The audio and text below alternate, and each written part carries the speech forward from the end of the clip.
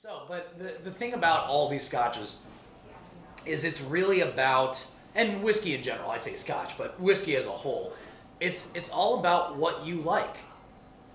And one thing that I see people get tripped up on all the time is like, for instance, like Glenlivet, let's say, all right? Glenlivet, they make a 12-year, 15, 18, 21, 25, all right? So they make, and then they make some other ones in between there and stuff too. But, and you see the prices go up. You see, the 12-year, you're talking, $50 to $70. The 15, you're talking, 80 to 100. 18, 150 to 200. 21, 2 to 500. And 25, 500 up to, I've seen bottles go for $37,000. Wow. All right? Now, the thing is, as you age things, different stuff is going to happen to it.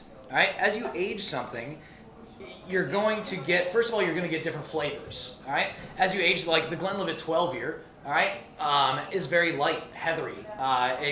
You get like little bits of floral and honey and things like that. Yeah. Do you have a chance having the heather? No, I don't actually have that in there. It's really kind of, curious. it's along the lines of like floral, but it's a little more herbal, yeah. But yeah, that's gonna be like a 12-year, all right. Whereas that 25-year, you're gonna have notes. You're gonna get notes of like raisin. You're gonna get darker notes. You might get a little dark chocolate in there. And one smell that's very prevalent in a lot of older whiskeys is it actually smells like old leather. And I know that sounds a little off-putting, but the smell of like a really worn-in leather jacket, and that's the kind of smell you get. But here's the thing: you look at a 25-year bottle of whiskey, all right? You're talking probably $500 for the bottle, all right? That's kind of baseline for a 25-year bottle. So what about, how much is like a Macallan 30? Like Macallan 30, you're talking at least $3,000 for that. I mean, now here's the thing. A 25, you look at a price on a bottle like that. You think $500 for a bottle of whiskey. It's whiskey. Why is that worth $500? And then you think about it.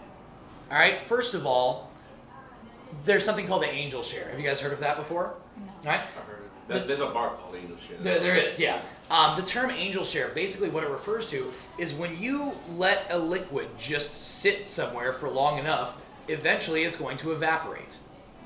All right? Now, in Scotland, alcohol evaporates at roughly 2% a year. So if you fill that barrel up with whiskey, 25 years later, you've already lost half of your product. All right? So just automatically, you lose half of your product in just making it. All right? Not to mention that 25 years, that's somebody's entire career. You think about it, like they go into the distillery on their first day, they put some whiskey in a barrel, they might never see that whiskey come out. And so that 25 years is a long time.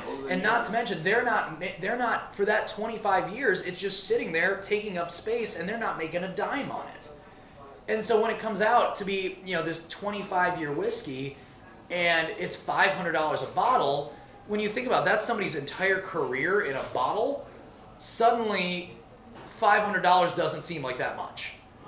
So it's just, The supply and demand. it's supply, demand, and it takes a long time to make these whiskeys.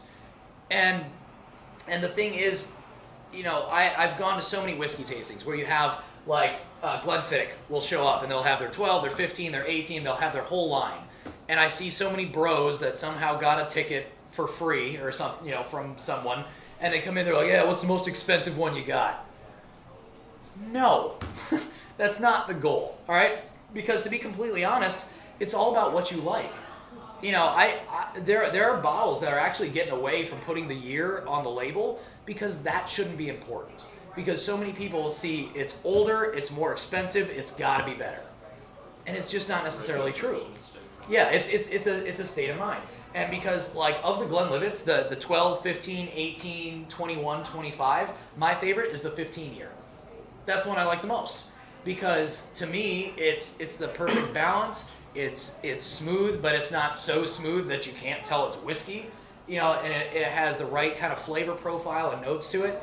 Generally, the whiskeys I like are between 14 and 16 years. Those are my favorites. All right. Yeah, I like a 21 year every now and again, but to me, it almost doesn't taste like whiskey because it's so smooth, you know. And so it's all about finding what it is that you like. That's the most important thing. Don't look at the price. Don't look at the age. Just try some different ones and see what you like, because that's what it's going to come down to. All right.